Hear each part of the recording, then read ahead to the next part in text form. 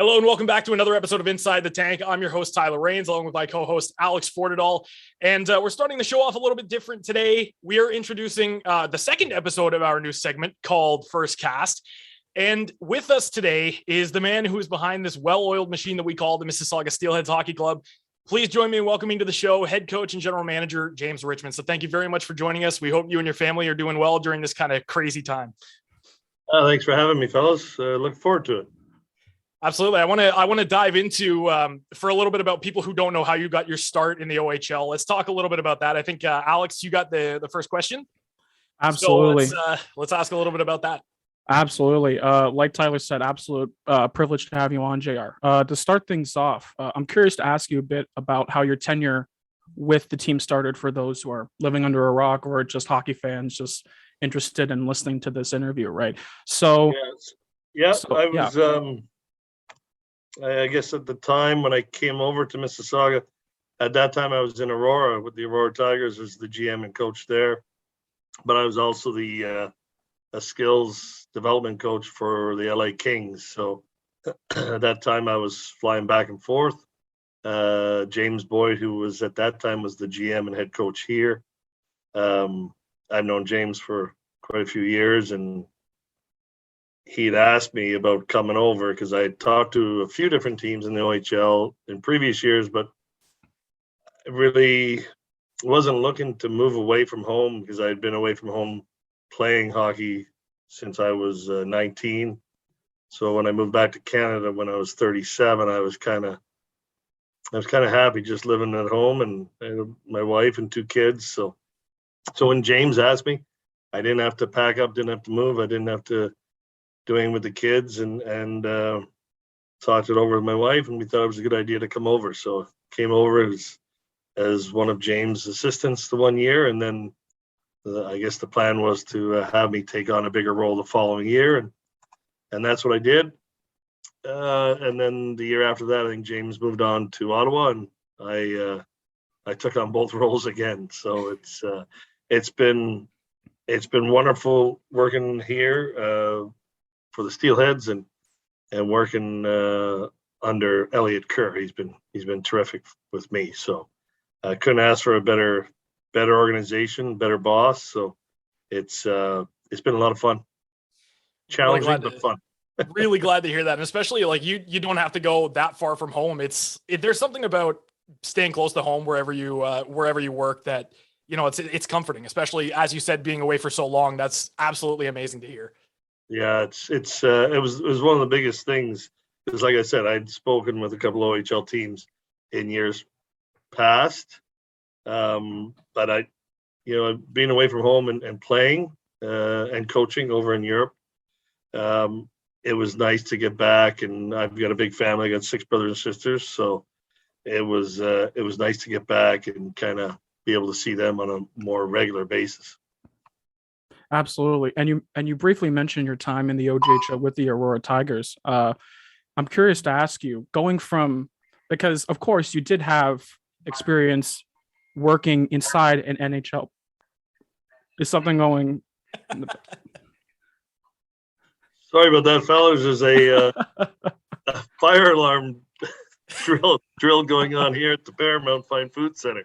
So all good. Alex, I apologize. No, don't worry. It's all good. Question. No, don't worry. It's all good. I was curious to ask you, having gone from a player development role to the NHL, which of course it's a very prominent role. You are working on such a critical, at least on such a critical topic such as player development for an NHL team. You then go to the OJHL with Aurora. How was that experience taking on the full reins of or at least the big basic reins of hockey operations for an OHL club? How was that transition for you? Yeah, so I mean, the biggest thing that I've learned over my years of coaching, and I started, I was a player head coach over in Europe in one of the top leagues over there early on when I was 24. And what I've learned over the course of time is you have to make sure that you surround yourself with really good people, good assistant coaches. And in Aurora, I had Mike Doyle, who is now with us here in Mississauga as the assistant GM as well. So while I was in Aurora, I was flying back and forth. So I'd have to miss some games here and there. And the owners in Aurora were okay with that. They thought that the value of me working with the NHL players, and they won the cup in 2012 and 2014 when I was there. Jeez. So it was a good experience for the players in Aurora and for myself. Never a dull moment at the Paramount Fine Food Center, huh? Honestly. Well, that's great. I mean, honestly, you've had a little bit of experience at all different types of levels, and including, you mentioned with the LA Kings. What were some of the things that you brought back from each of those that you're still using to this day? Well, we do development every morning here in Mississauga. We have the ice from 10 to 11:30 every morning. So we work with our players on individual skills. We don't necessarily work on system stuff in the morning. You know, the older guys are here, and generally the older guys are ones that are on the power play or special teams. So sometimes you'd work with those guys on that, but we don't do any of that. We just do skill development every morning. So Right. it's I know from working with the NHL guys, and I think you guys know that I continue to do that today. So I try to bring my experiences of working with those players down into the junior players. So I know it helps them. Sometimes it may seem like I'm being hard ass on them, but it's really for them if they want to get to the next level, like all these other guys that I'm working with. Yeah, absolutely. And I mean, I think personally, you've done a great job at doing that. I mean, this season has definitely shown that hard work does pay off. And, you know, with all of the hard work that these guys have put in, it's no surprise that they're, you know, where they are.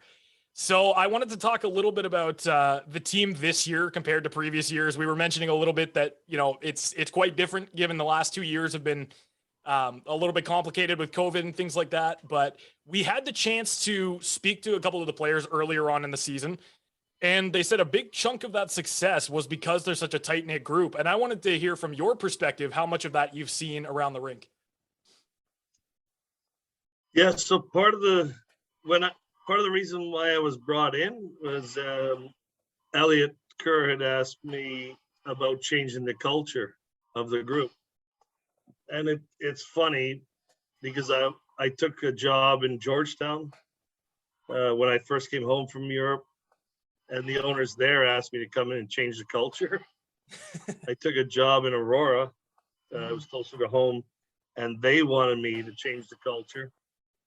I took a couple jobs in Europe as well, you know, coaching over there. And the things that the owners and ownership group over there was, you know, we want you to change the culture. So I don't know what it is, if it's painted on my back or something, but I'm going places where they need to change the culture. So I firmly believe that you build a championship team from inside the room out. So not necessarily going out and finding all the shiniest stars on the ice. We're looking for the strongest character people, players, and obviously they have to have some skill. They have to be able to skate, but I believe that we can develop them into hockey players if they're great people. So the tightness of this group is really what makes this team special. Is they're all real good kids. They come to work every day and they want to get better at their craft.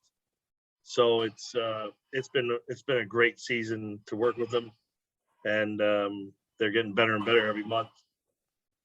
Absolutely. And, you know, I think a big part of that is being able to draft players, bring them in and really kind of develop them, and not just as hockey players, but as people as well. So for those who are not really familiar with what the draft process looks like, what are some of the steps that you have to go through in order to be able to draft players?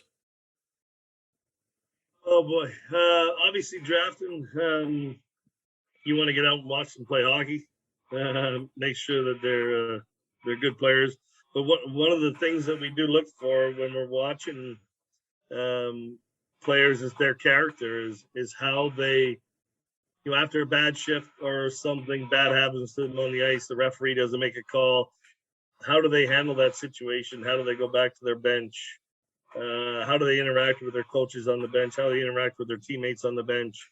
When their team is down in a game, can they push back and come back in the game and win the game? So there's a bunch of different things we look at. And then we try to have a number of meetings with as many players as we can. So we'll do interviews with the player and his family. And hey, sometimes, maybe we're not a good fit for the family or the player. It's happened. I mean, some players have said, no, Mississauga is not really a place for me. But that's part of why we have these interviews, because we are big on the education, the academic side of it. If players are late for school, if they try to sign out of school to go home and have pre-game naps, they're not allowed to play games. They're not allowed to practice.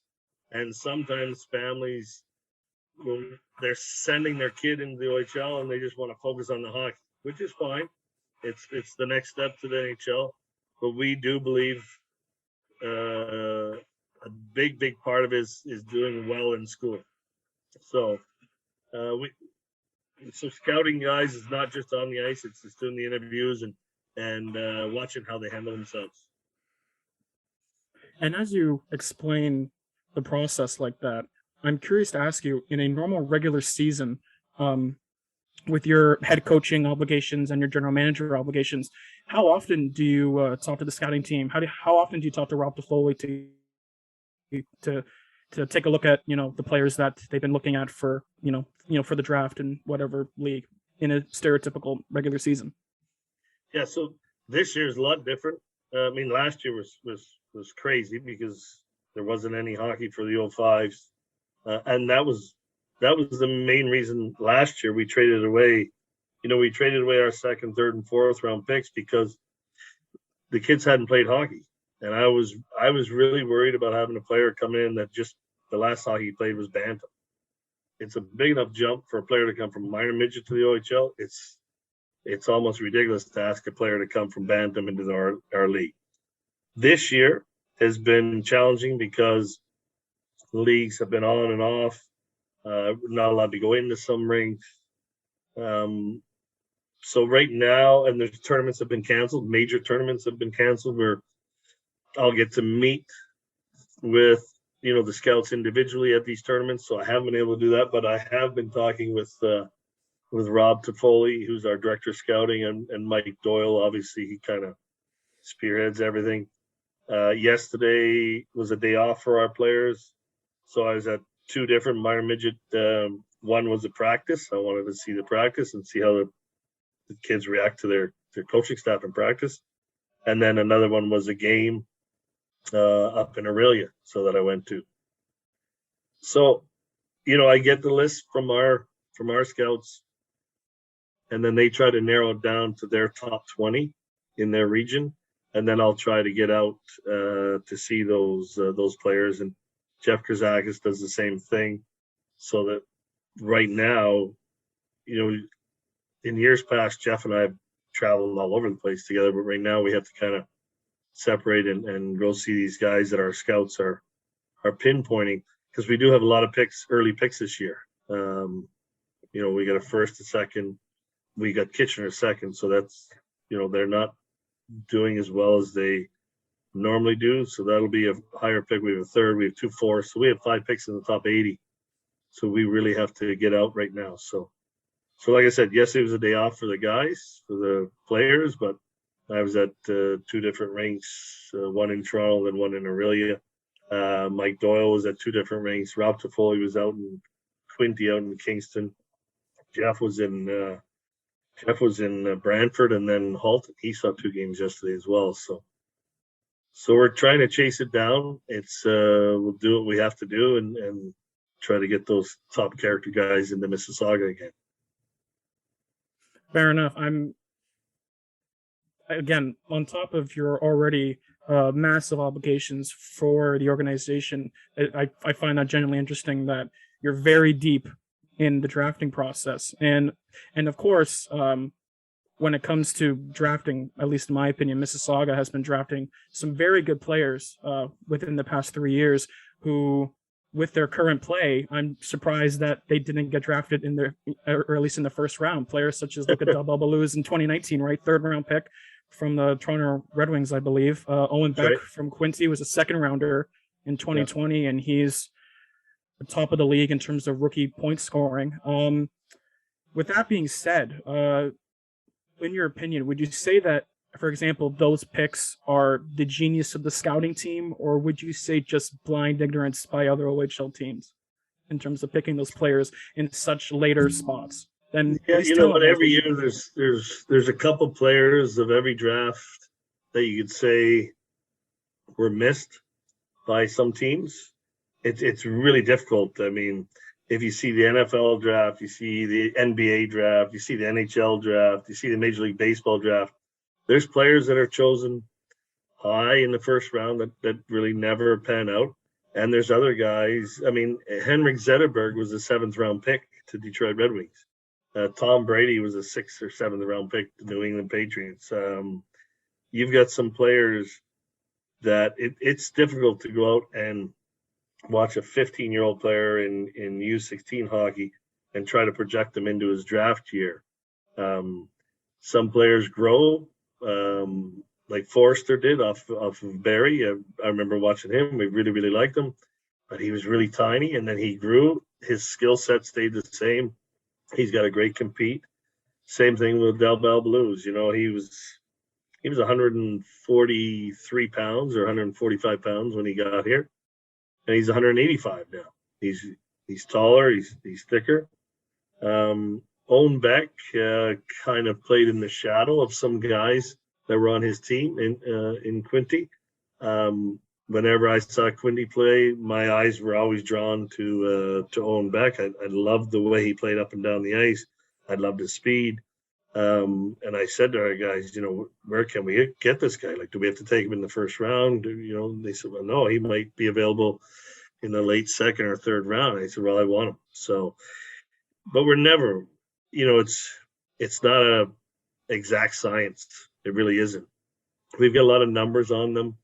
We do a lot of interviews, and we're absolutely ecstatic when we're right. And when we're wrong, we just have to kind of move on from it. You know, there's, like I said, there's guys that are missed in the draft that don't get drafted, that should have got drafted. And there's some guys that get drafted high that really don't put the work in to be an OHL player, because it's a hard league to play. You guys see it night in, night out. It's a real difficult league to play in. It's more difficult to score in. So it's you've got to get the right quality person, a guy that really wants to put the work in to try to be a player. And it's not easy, and it's a grind, especially at this time of the year. You know, you're 40 games in, and man, oh man, it's a grind for Del Belbaluz and for Beck. James Hardy. I mean, James Hardy hasn't been drafted. So you could say that wasn't a good pick for us, but man, oh man, he's been a great OHL player. So I think I'd really be surprised if James Hardy doesn't sign an NHL contract. So that'll turn out to be a good pick for us. So absolutely. And I know as we're chatting now, we're still, like you said, 35, 40 games in the season. We're in the grind, the bulk middle to 3rd quarter part of the season. But since we're on the topic of the drafting process, I have to ask you, how are you and the scouting team currently feeling about the 2022 draft class? As I've heard some people say it's a pretty darn deep draft class this year. It should be a pretty good group of players.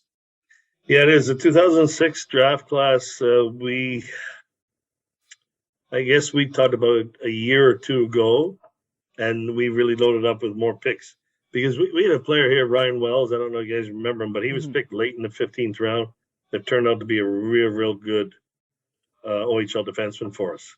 So I think we've got 17 or 18 picks coming up in this draft, which is supposed to be a deep draft.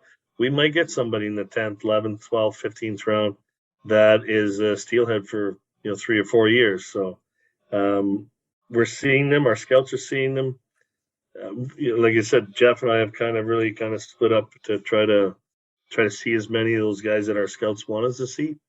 But yeah, we're pretty excited about it.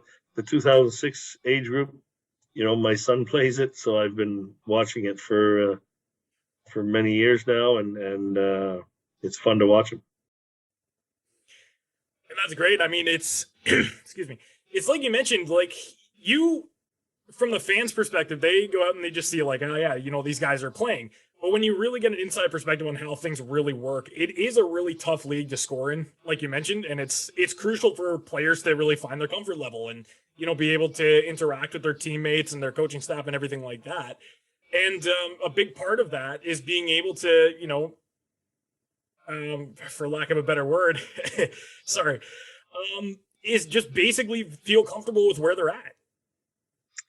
Yeah, so when we get them, we really have to work on developing their skill set. If you look at the NHL, who are the guys that are paid the most? It's generally the guys that score the goals. You got a couple really high-end defensemen now, and there might be one or two goalies, but boy, oh boy, if you look at every team, their top scorers are the guys that are cashing in. And it's the hardest thing to do in hockey because there's no room out there to put yourself in to get good scoring chances. So it's up to us to develop them into being, 200-foot players. Del Bell Blues might be our best defensive forward. He might be. His numbers show that he is, but he's also at the top of our scoring list. So there's a guy that we've really worked on his game. He's really worked on his game. And it's come around to the point now where NHL guys are really talking about him in the first round. So it does work. It's a lot of work for them to put in. And I know when I talk to the players on a regular basis, I know I'm asking a lot of them. But if this is what they want to do, if they want to chase their dream, it's a lot of work to get there. To play in the NHL is not an easy thing to do. If it was, then everybody would be doing it. So, it's really is about developing the player's skill set, their skating, their shooting, their puck control, their puck protection. For defensemen, it's about retrievals. When Ethan Del Mastro got here, and I was talking to him about doing retrievals, he had never done them before, and I was floored a little bit. But then I got to remember that it's minor hockey. They don't have the time, they don't have the resources that we have as, let's say, professional coaches to really dig into that stuff and make them a better player. So it's really up to us as coaches to help these players learn how to be a pro. Absolutely. And I mean, it's when you look at some of these players and how not just their attitudes, just their play styles and everything in general too, it's a great thing to see because it's like you said, they're making the jump from minor hockey into the OHL. It's a completely different league, different kind of set of skills. So it's great to see them really kind of finding their game, learning new things, and trying to get better. So I think that's one of the greatest things. And there was also another thing that I wanted to ask, being somebody who's worked with these players on a constant basis, what are some of the things that like you teach them that are the most important to learn when it comes to not just playing the game, but going off the ice? Yeah, so it's, if you want to be a pro, so I've played a long time, obviously overseas. I never got to play in the NHL, but there was a number of guys that came over to Europe and then they were gone after a year or two. Because I remember my brothers used to say to me, you've been there for 12, 13, 14 years. What's going on? You have to learn the consistency part of it. You have to be consistently good. It's not about, I feel really good today or I feel really good this week. No, you have to be consistently good game after game after game, and you have to do that through practice habits. I know people say, practice makes perfect. I'm not looking for any of my players to be perfect, but I'm looking for a compete level and a consistency level that will allow them to chase their dreams. And look, you can't be an average surgeon some days and then really good other days. because it just doesn't happen that way. You can't be an average firefighter. You have to be a good firefighter every day, or else people are going to lose their lives.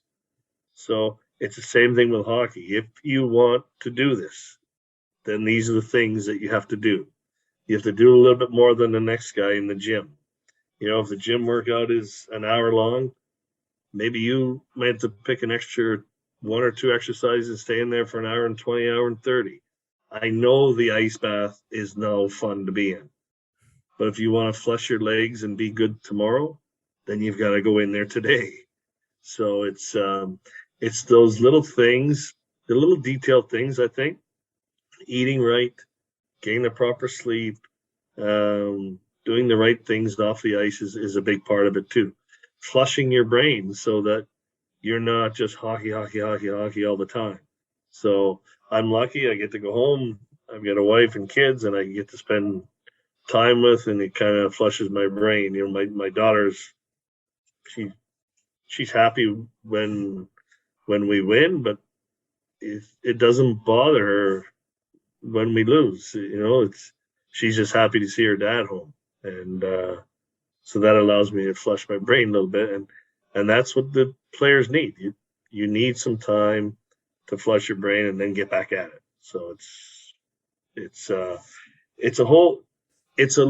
livelihood, really. Some people call certain people lifers, right? So people say that about me. Well, he's a lifer. I went to university, so I go out into the real world and work.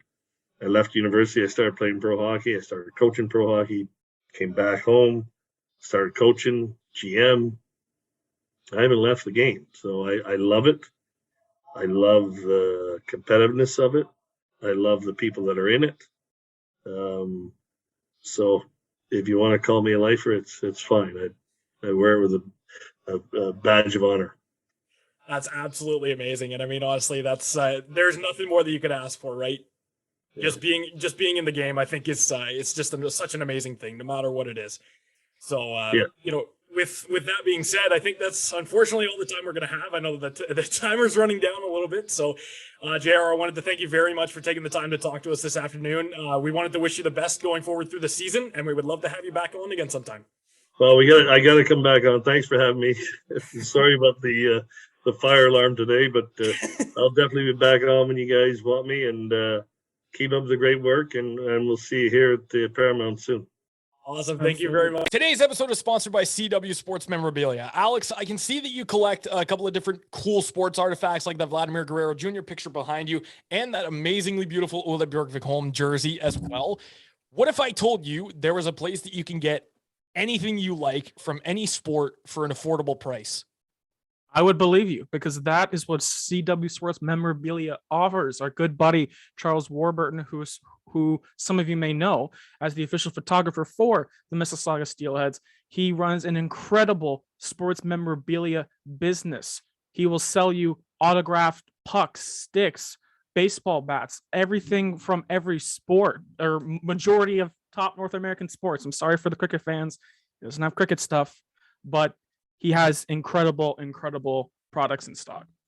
Absolutely. He's got everything from custom artwork to everything you mentioned, and a lot of really cool stuff, including something that not all sports mem companies do, custom jersey framing. So let's say that you wanted to get your beautiful Mark Stone jersey framed. You can get it done through him, and it's actually pretty affordable. So all you need to do is message them on Facebook, Instagram, anything like that, and you can get a quote done to see how much it's going to be. And of course, you can get anything that you like through there. And you know what the best part is, Alex? What is the best part? I actually don't know this. What's the best part? If you message CW Sports Memorabilia with code PROSHOT, you can save 10% off. Yes, I do repeat again, 10% off your first order. Those are some good savings for your first order. Wow, that's actually, yeah. Those are really good savings. Yeah. Especially if you're going to get a large amount of things, like if you're going to get pucks or anything like that, it's incredible. So even for jersey framing. Yeah, exactly. Definitely go check out CW Sports Memorabilia. We will link their social medias in the description below. And a special thank you to CW Sports Memorabilia once again for sponsoring this video. And it's always a pleasure to talk to JR. So once again, thank you, JR, for taking the time to talk to us today. It's been an absolute pleasure. And you know what?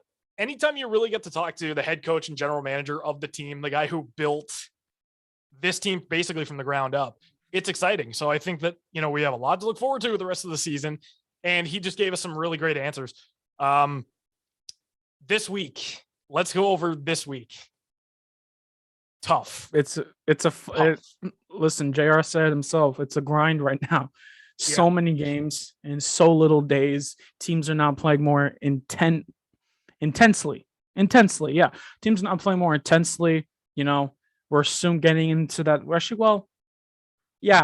I think we're now in the spot where the games matter a little bit more, especially given how the playoffs they're on the horizon. They're getting closer and closer every day, and those standings and the whole seeding is going to matter, right? So teams are trying to be more gritty or more physically demanding, right? So it's a grind, like JR said. So exactly, and I mean, honestly, we won't spend too much time going over these games. I mean, we'll go over the Friday game. Steelheads had a 3-0 lead. Luca Del Bel Blues, James Hardy were the most notable scorers. Losing 4-3 in a shootout, which is no fun to see, but they did get a point out of it. They did get a point. Next night was absolutely just made me sick to my stomach. It was that was sad. That was a loss in Hamilton, and the officiating was. I never shy away from criticizing officiating, which I probably should, but that was absolutely horrendous. Yeah, that was absolutely terrible. Of course, when I think of that game, the one thing I think about is Luca Del Bel Blues almost being injured really badly due to an Arbor Jack eye interference, and that's what it was. It absolutely was an interference, and So you know what? They're playing Hamilton tomorrow. Today, recording Monday. Tomorrow to the Tuesday game. I expect some bloodshed after that. Listen, I wouldn't be surprised. I wouldn't be would not be surprised. I wouldn't be surprised because Tyler, I'm trying to think in this season, how many times has Mississauga been shut out before? Oh hell, not many. Not many. Can't, at least the top of my head, I can't remember that even happening. Maybe in the first month because that was bad first month. It's under 5, that's for sure. I think it's under 3, let alone anything else. I think it's they've barely been shut out all year. So, and they didn't even have Mason McTavish. Exactly. Think about that. So that's terrifying to think about. Indeed, it is. And I mean, honestly, I wouldn't be surprised if there was a little bit of bloodshed because, given the history of these two teams, they're rivals. I mean, they're 20 minutes from each other. They've always been rivals since they came into the OHL. Mm-hmm. It's going to be a very interesting game to say the very least on Tuesday. But given the fact that Saturday game, a bunch of calls went undisciplined, there might be some bloodshed.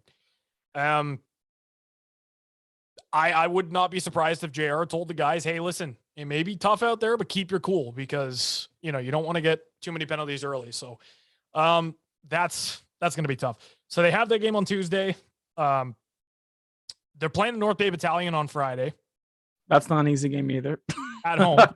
It's 2 home, 2 away. Playing Kingston on Saturday and then Ottawa. That's not going to be easy. Ottawa will be easy. With the triple headers, please.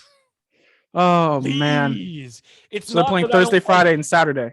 It's not that I don't like watching them play because I do. Clearly, if I didn't, then I wouldn't have all this stuff behind me. I wouldn't be a fan of the team. Exactly. Same. Stop with the triple headers. I know you're trying to get your scheduling in, but schedule them on days where you're not playing back to back to back. Yeah. It's an absolute point where these guys are going to be burnt out before the end of the season going into the playoffs. Oh, yeah. I get it. It's a COVID year. I need to relax. The schedule's condensed for sure. Obviously, there's definitely less. There's definitely more limitations in terms of the schedule this year. But my goodness. But there's no reason. Yeah. There's no reason for this many back-to-backs in a single season. Yeah, they're not complaining though. I understand if you do it once or twice, but 3 sure. In the normal conventional regular season, right? Mm-hmm. You would think that maybe there would be a couple, one or two back-to-backs. A back-to-back, that's common. You'll find that anywhere in the you'll world. find that In any competitive hockey league, you will have a back-to-back. But 3 back-to-back-to-back. Oh, that's stupid. You never That's see that really in the NHL. You know why? Because because it's unrealistic. It's unrealistic. Injuries happen, Alex. You don't want Alex Ovechkin blowing out his ACL by mid-season because he's played 3 games back-to-back on a consistent basis. Oh, it's true. Hockey is also absolutely absolutely. And you know, as much as some people hate to say it, I hate to say it, hockey is a business at the end of the day. If teams want to, you know, listen, like I want to pose this question to you, a hypothetical question. Would you rather watch a team against their top rival that has had 2 days of rest, or a team against their top rival that's playing their 3rd game in 3 days? That's not going to be entertaining. That's not going to be entertaining, right? What kind of product is that for the fans? It's entertainment, right? How is that going to work? It's not going to work. You want a game where it's evenly matched against the teams where both teams are well rested. You don't want the teams at their best. Absolutely. Well, more rested than the other. Sure. But, I mean, hey, at the end of the day, we just got to make the most with our schedule. And I mean, we can't complain too much because at least we have a season, in all fairness. That is true. Because listen, you know what? Teams have been playing without fans for a bit. They're fans now. Thank goodness. But exactly. Like, and I'm grateful that fans are back. But it's going to be tough because you're going up against Hamilton, who's stocked up at the trade deadline. North Bay has always given us a problem this season. Yep. Kingston, same thing. It's Kingston. And then Ottawa, less so. Where's my broom? Just sweep them under the rug. Let me just say. Oh, by the way, Ottawa is going to be without one of their star rookies, Chris Barlas, who actually was given a 5-game suspension for a check to the head. Friend of the podcast, by the way. Yes. Go check out our OHL draft profile interview. Tom Mazubris and myself did last year. Really great guy. I love his aggression as a hockey fan. I think it's fun. That's not for fun. Ottawa because he's one of their better penalty killers, and without him, defensively, absolutely, he's been. Without him, they're a little bit weaker. So they're a little bit weaker. Going into Tyler Boucher is also injured. Exactly, Tyler Boucher, 10th overall pick by the Ottawa Senators, who was sent down for NCAA because he's a bust. Yeah, that's a fun. Maybe we'll see him play. I'd love to see him play as a 67, but he's been injured. He hasn't. So. I guess we'll see. But I mean, I think keys to the weekend, keys to the game. I think against Hamilton, keep your composure. As always, strike first, and make sure that you're playing kind of more, not defensively, but I mean, just that you're not playing. Defensively.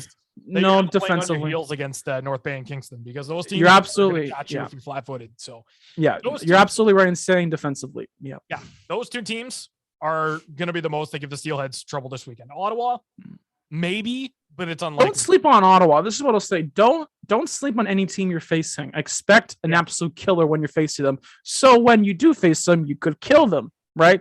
Because Dave Cameron is not a bad coach. In terms of Mississauga OHL hockey history, he's not a bad coach at all. Shout out to my St. Michael Major fans out there. Never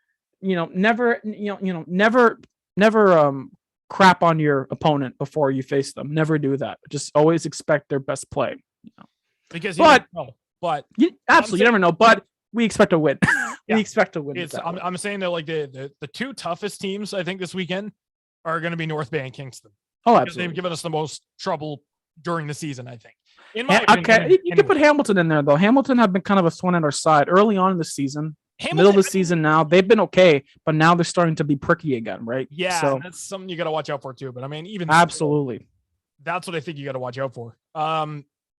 It's going to be a long week ahead, and I'm looking forward to it. So I love through this week. Hopefully, we have some more content to crank out next week, and hopefully, you enjoyed this episode because we put a lot of hard work into it. And yes, there was a fire alarm going off during there was a fire alarm. That was hilarious. As you probably saw, I was laughing. I was laughing during that. That was moments like that you absolutely got to love, right? But I mean, we got a good conversation with JR. We got to look ahead into the upcoming week, and I think it's going to be a really fun one. So the best thing that I can say is just enjoy the week. If you're able to come out to a Steelheads game either tomorrow night or Friday night, be there. They're going to need all the support that they can get. So limited tickets, people. That means that they're selling quickly. People want to go see this team. All 500 people, all 500 people want to go see this team. So please go support them whatever way you can. It should be fun hockey though. It should absolutely be fun hockey. These games matter. Players will care more, be more entertaining hockey to watch. Exactly. So that's about all the time we're going to have for today. Okay, so thank you very much for watching. Don't forget to hit that subscribe button if you haven't already. Hit the little bell notification for all future content, and don't forget to follow us on our social medias below. As always, this has been your host, Tyler Raines, along with Alex Fordedal. Thank you very much for watching. Take care, stay safe, and be kind to one another.